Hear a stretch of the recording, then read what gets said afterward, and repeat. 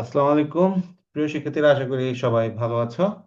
আমরা আজকে আলোচনা করব তোমাদের তৃতীয় বর্ষের আহ, বাউল পদ নিয়ে। এখানে আমরা আজকের ক্লাসে মোহাম্মদ আব্দুল হাই ও আহমদ শরীফ সম্পাদিত তোমাদের যে নির্দিষ্ট কিছু সিলেবাসের বাউল পদ আছে সেগুলোর আলোকে আমরা আলোচনা করব। তোমাদেরকে আমি প্রথমে বলবো যে তোমাদের যে নির্দিষ্ট কিছু বাউল পদ সিলেক্ট করে দেয়া হয়েছে মোহাম্মদ আব্দুল হাই ও আহমদ শরীফ সম্পাদিত বইটি থেকে, ওই বাউল পদগুলো তোমরা একবার হলেও পড়ে নিবে। হুম। যা বুঝো তাই, যতটুকু বুঝো ততটুকুতেই তোমার এই সার্থকতা আর কি। ওকে। তো আমরা এই বাউল পদ কি, বাউল কারা, তাদের কিভাবে আসলো, হ্যাঁ, এই জিনিসগুলো আমরা এখানে আলোচনা করব। তো আমাদের প্রথমেই আসি যে এই বাউল সম্পর্কে আমরা জানতে পারলাম কার মাধ্যমে। আমরা বাউল সম্পর্কে জানতে পারি রবীন্দ্রনাথ ঠাকুর প্রথম আমাদেরকে রবীন্দ্রনাথ ঠাকুর এই বাউলদের সম্পর্কে আমাদেরকে অবহিত করেন। তিনি প্রথম এই বাউলদের গান শুনে এগুলোর সাহিত্যিক গুরুত্ব অনুভব করে আহ, শিক্ষিত সমাজের সামনে তিনি কি এটা আহ, একটি প্রবন্ধ লিখে আমাদের সামনে সেটি তুলে ধরেন। এবং আমরা যে যে লালন শাহের একটা স্কেচ দেখতে পাই, সেই স্কেচটি মূলত রবীন্দ্রনাথ ঠাকুরের নিজের লেখা আঁকা। ওকে। তো আমাদের বাউল মত মূলত প্রাচীন ভারতীয় তত্ত্বের উপরে প্রতিষ্ঠিত হলেও এখানে আমাদের মুসলিম প্রভাব যুক্ত হয়। এবং মুসলিম প্রভাবের ইয়েতে আমরা এখানে একটা সুফি সুফি সুফিবাদ, হ্যাঁ, সুফিবাদের প্রভাব দেখতে পাই। ওকে।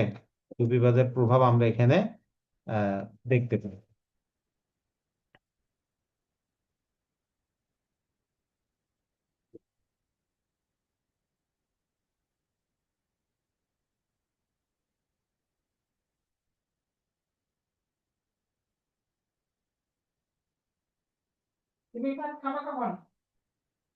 পরে খাবো।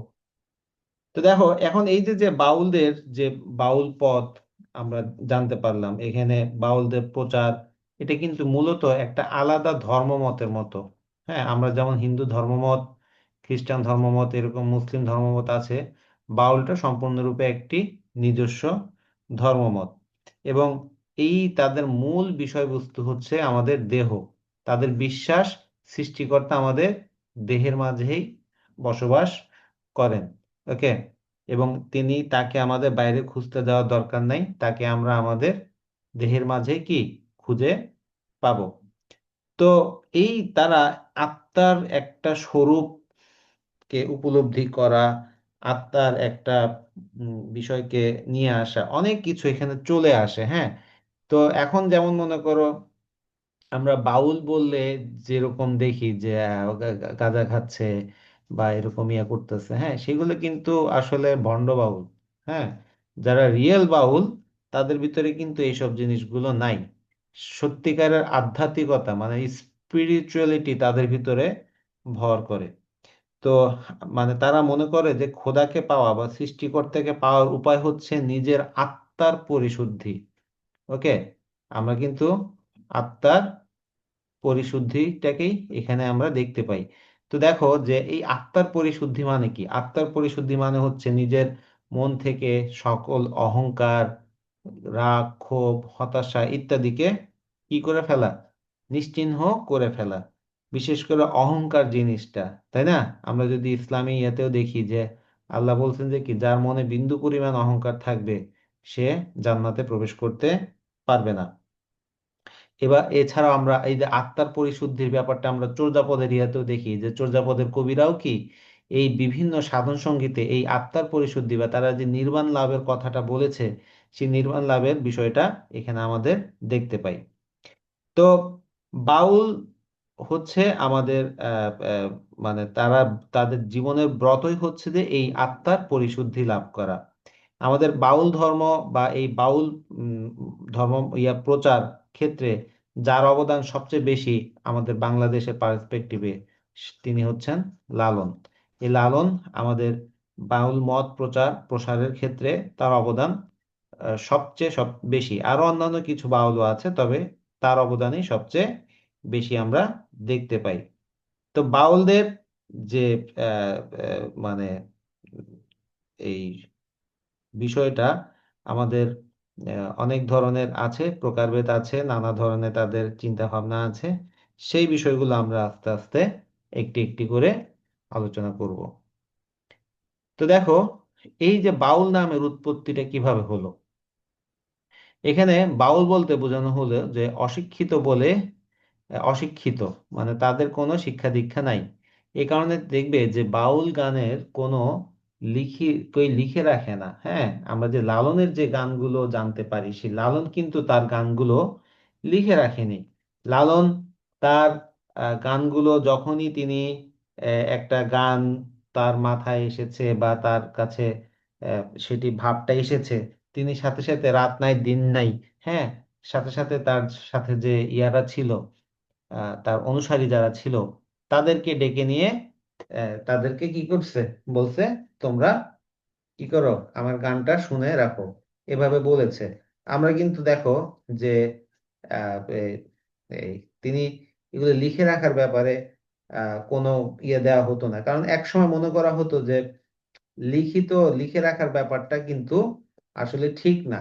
আমরা যেমন এখন বলতেছি যে এআই ব্যবহার করলে আমাদের কি হচ্ছে, মেধা বিকশিত হচ্ছে না, ঠিক এক সময় কিন্তু এই লেখালেখির ব্যাপারটাও এরকম চিন্তা করা হতো। সক্রেটিস নিজেও লিখে রাখার ব্যাপারটাকে পছন্দ করতেন না।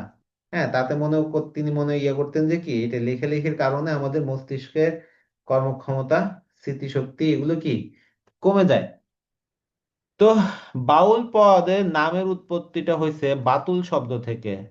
হ্যাঁ, বাতুল, এটা দেখো, আমরা এটা দেখবো যে কি শ্রী চৈতন্যামৃত, আমরা তো শ্রী চৈতন্যামৃত দেখছি, মানে ওই যে ইয়া লিখছেন, বৈষ্ণব ধর্মমত প্রচার করেছেন যিনি, তার যে জীবনী, সেই জীবনীতে খ্যাপা ও বাহ্য জ্ঞানহীন অর্থে আদি প্রয়োগ দেখা যায়। খ্যাপা কেন বললো, বাহ্য জ্ঞানহীন কেন বললো? খ্যাপা মানে একটু, খ্যাপা তো আমরা বুঝি, বাহ্য জ্ঞান মানে এরা আমাদের বৈষয়িক জ্ঞান নাই, তাদের তাদের চিন্তা ভাবনা বা অন্যান্য কিছু সামাজিকতার বিষয়ে তাদের কোনো জ্ঞান নাই। এই রাঢ় অঞ্চল মানে আমাদের বাংলাদেশের যে উত্তরবঙ্গ আছে, সেখানে তাদেরকে বলা হয় খ্যাপা। হ্যাঁ, আবার কারো কারো মতে এই বাউল থেকে বাউল শব্দটি এসেছে, বা আউল অথবা বেকুল থেকে বাউল শব্দটি এসেছে। বেশিরভাগ আউলা, ওই যে আমরা বলি না আউলা হয়ে গেছে, হ্যাঁ, আউলা আউলা লাগে, মানে আমাদের মনটা যদি একটু উদাস হয়ে যায় সেটা হলে কি আউলা আউলা হয়ে যায়, বেকুল হয়ে যায়। আধুনিক বাংলাতে সেটা বেকুল। সেই বেকুল থেকেই কি হলো, মানে আউলের বাংলা, শুদ্ধ বাংলা হচ্ছে বেকুল।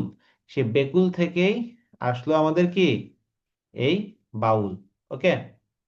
তো এই বাউল নামের উৎপত্তি নিয়ে ঐতিহাসিক ডক্টর আব্দুল হালিম আউল আওয়াল থেকে উৎপত্তি, তার মতে মতে কি আউয়াল থেকে এই বাউল শব্দটি উৎপত্তি, যার অর্থ বিশৃঙ্খলা, এলোমেলো ব্যক্তি। আমরা একটু যে ভবগুরু টাইপের, বিশৃঙ্খলা বলতে কি বোঝায়, একটু ভবঘুরে টাইপের, একটু স্বাভাবিকদের চাইতে বেশি বেকুল। হ্যাঁ, বাতুল মানে কি অপদার্থ। এই যে এখানে আমরা বলছিলাম যে অপদার্থ, আমরা অপদার্থ কাদেরকে বলে, যার সমাজ সংসার নিয়ে চিন্তা ভাবনা নাই। দেখবে যে কি, হয়তো তোমার পরীক্ষার সামনে তোমার টেনশন নাই, বা তোমার ক্যারিয়ার নিয়ে চিন্তা ভাবনা নাই, হ্যাঁ, এরকম যখন থাকে, তাদেরকে আমরা সাধারণত অপদার্থ বলে বলে থাকি।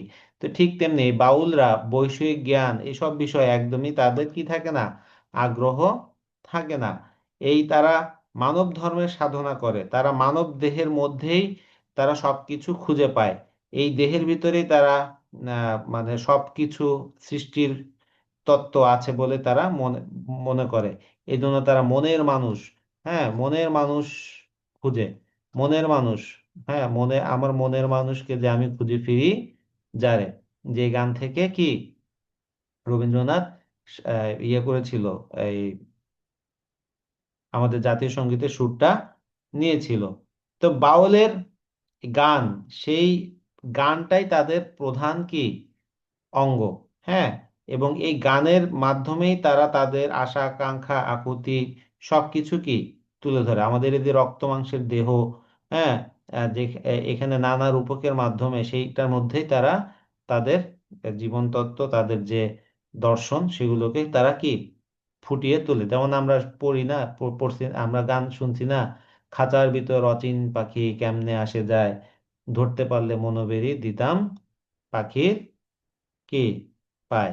এই যে যে বিষয়গুলো, এইগুলো থেকে আমাদের বুঝতে পারছি যে আমরা বাউল নামটা কিভাবে এসেছে। তাহলে তাহলে আমরা বলতে পারি বাউল নামটা এসেছে মূলত এই বাতুল শব্দ থেকে। হ্যাঁ, এবং অনেক দিন ধরে যারা আমাদের এই বাহ্যজ্ঞানহীন, খ্যাপা, হ্যাঁ, বা একটু উদাসীন, ভাবোন্মত্ত, হ্যাঁ, তাদেরকেই আমরা বাউল বলে চিনে থাকি। ওকে।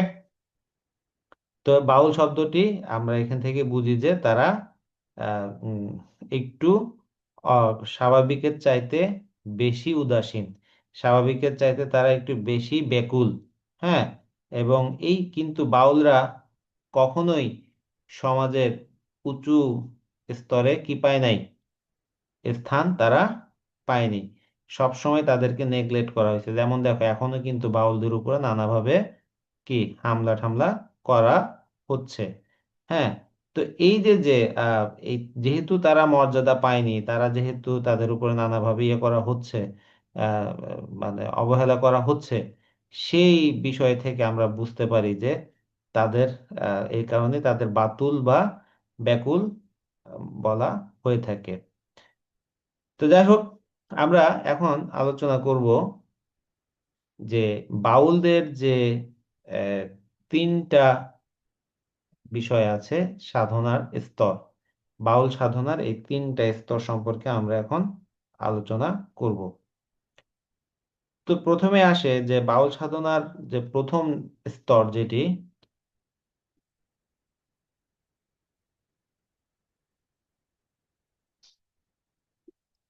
প্রবর্ত। আমাদের প্রথম স্তরটা হচ্ছে কি প্রবর্ত। আমাদের সবসময় মনে রাখতে হবে বাউল একটা তাত্ত্বিক ধর্মীয় সম্প্রদায়। ওকে, তারা একটা কি তাত্ত্বিক ধর্মীয় সম্প্রদায়। ওকে, ধর্মীয় সম্প্রদায়, এই জিনিসটা আমাদের অবশ্যই অবশ্যই মনে রাখতে হবে। তাদের নিজস্ব একটা তত্ত্ব আছে, তাদের একটা নিজস্ব দর্শন আছে, নিজস্ব একটা সাধন পদ্ধতি আছে। সাধন পদ্ধতিটা কি? সাধন পদ্ধতি, নিজস্ব সাধন পদ্ধতি। আমরা যেমন মুসলমানরা কি করি, নামাজ পড়ি, সেটা হচ্ছে আমাদের সাধন পদ্ধতি। হিন্দুরা পূজা করে, সেটা হচ্ছে তাদের সাধন পদ্ধতি। এবং এই বাউলদের সাধন পদ্ধতি হচ্ছে যে কি গান। ওকে, তাদের সাধন পদ্ধতি হচ্ছে যে কি গান। তো দেখো, আমাদের এই তিনটা আমরা তাদের স্তর আছে। একটা হচ্ছে প্রবর্ত, সাধক, এবং 3 নম্বর হচ্ছে সিদ্ধি। প্রশ্ন আসতে পারে আমাদের বাউল সম্পর্কে কেন এতটুকু জানা থাকা দরকার। মনে রাখতে হবে যে এই বাউলরা কিন্তু অর্গানিক একটা সম্প্রদায়, এদেরকে কোনো তৈরি করা হয় নাই। হ্যাঁ, আমাদের সমাজ সংস্কৃতিতে যতই আমরা লালন রে গালাখোর বা এই সেই বলি না কেন, লালনের গানকে কিন্তু আমরা অস্বীকার করতে পারবো না।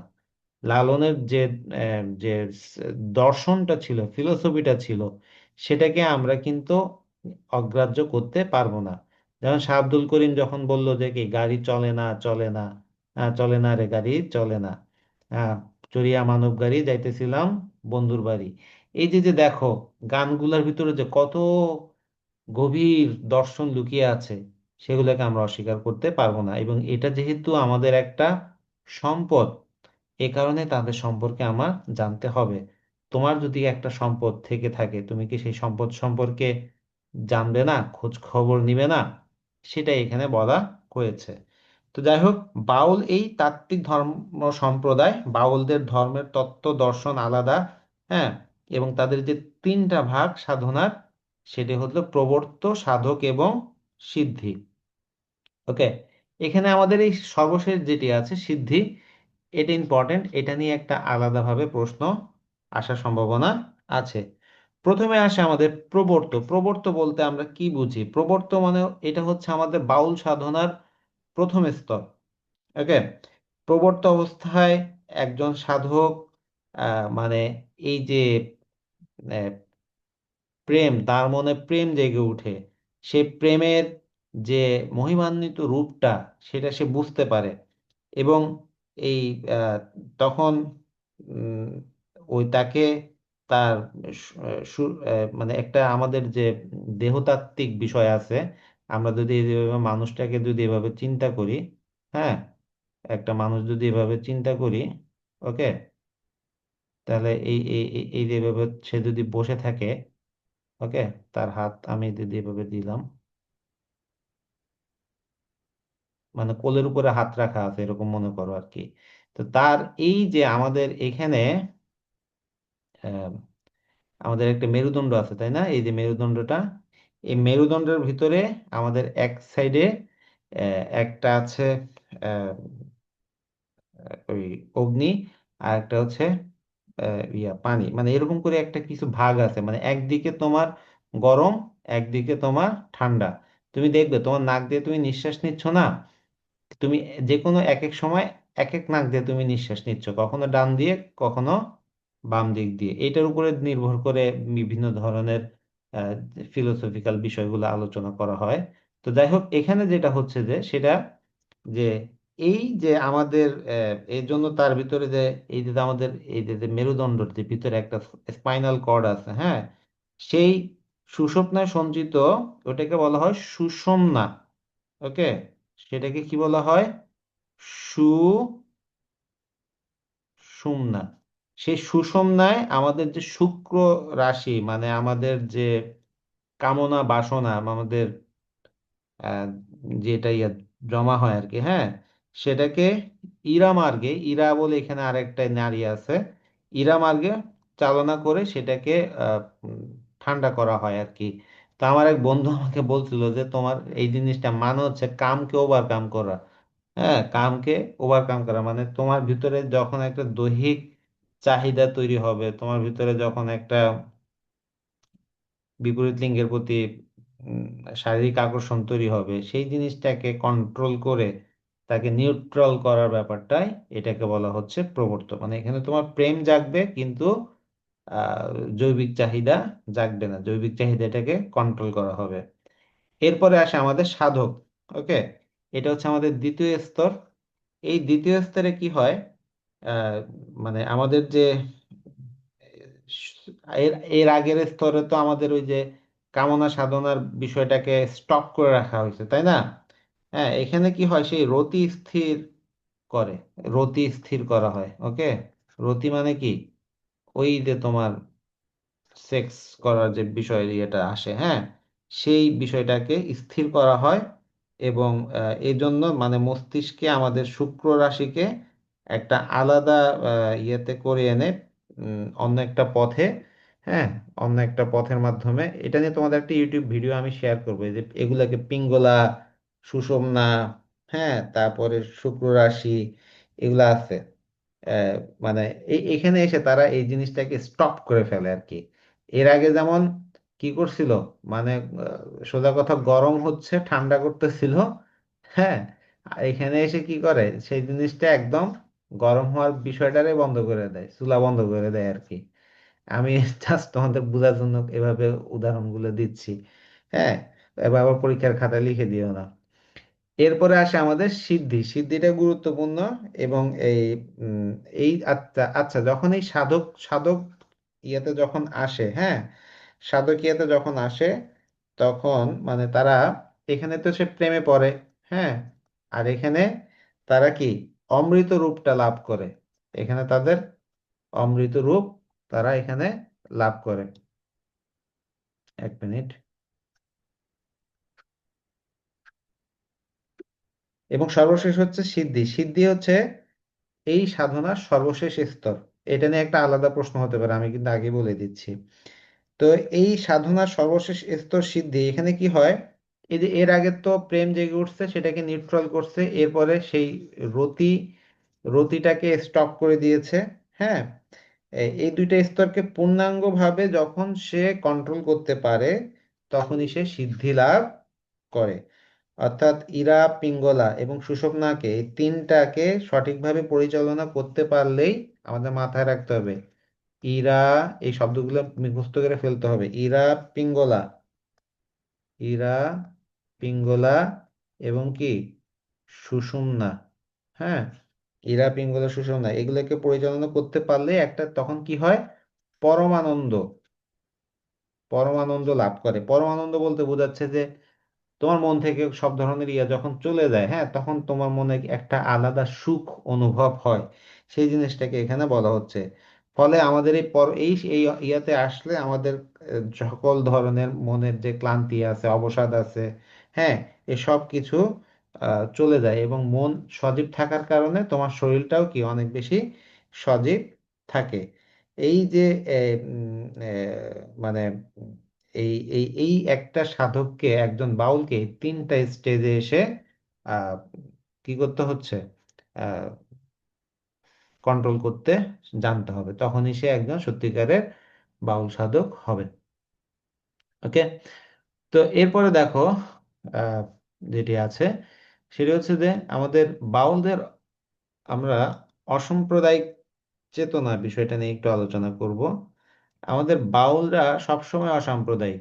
আমাদের এই আমাদের আমাদের ইন্ডিয়ান সাবকন্টিনেন্টের ভিতরে আমরা যদি বাউলদের ইয়েটা দেখি, তাদের কোনো ধর্মীয় জাতপাত নাই, তাদের কোনো ধর্মীয় বিদ্বেষ নাই। বাউলদের উপরে সবসময় হামলা হয়েছে, কখনো কিন্তু শুনবা না বাউলরা আরেকজনের উপরে হামলা করেছে। তারা কখনো কি করেছে, প্রতিবাদ করেছে, অথবা তারা কখনো আন্দোলন করেছে। হ্যাঁ, তো এই তাদের বলেছিলাম যে তাদের প্রধান বৈশিষ্ট্য হচ্ছে যে কি, সরি এখানে প্রধান হয়ে গেছে, এটা প্রধান হবে। তাদের সাধন সঙ্গীত, তাদের সাধন সঙ্গীত, তাদের সাধনার অংশ তাদের সাধনার মূল বিষয় হচ্ছে, সাধন পদ্ধতি হচ্ছে যে কি, সঙ্গীত। এবং এই সঙ্গীতের মাধ্যমে তারা তাদের অসাম্প্রদায়িক চেতনাটাকে আমাদের সামনে তুলে ধরে। তো আমরা ঊনবিংশ শতাব্দীর নবজাগরণের প্রেক্ষাপটে বাউল মতবাদের কি হয়, উন্মেষ হয়। আমাদের নবজাগরণ যেটা হয়েছিল, এই যে ইংরেজদের ইয়ার কারণে, সাহিত্যিক বিষয়গুলোর সাথে আমাদের সংস্পর্শ হওয়ার কারণে আমরা যে নতুন করে কিছু শিখতে পারছিলাম, আমরা যে নতুন নতুন অনেক বিষয় জানতে পারছিলাম, হ্যাঁ, এই বিষয়গুলো জানার কারণে আমাদের তখন এই রেনেসাঁস, আমাদের যে ঊনবিংশ শতাব্দীতে একটা রেনেসাঁ হয়েছিল, হ্যাঁ, ইংরেজি ভাষা, ইয়া সাহিত্য জানে এখানে একটা, আমাদের ইয়ন বেঙ্গল সহ আর অন্যান্য এই এশিয়ান অঞ্চলের মানুষের ভিতরে একটা নবজাগরণ হয়েছিল।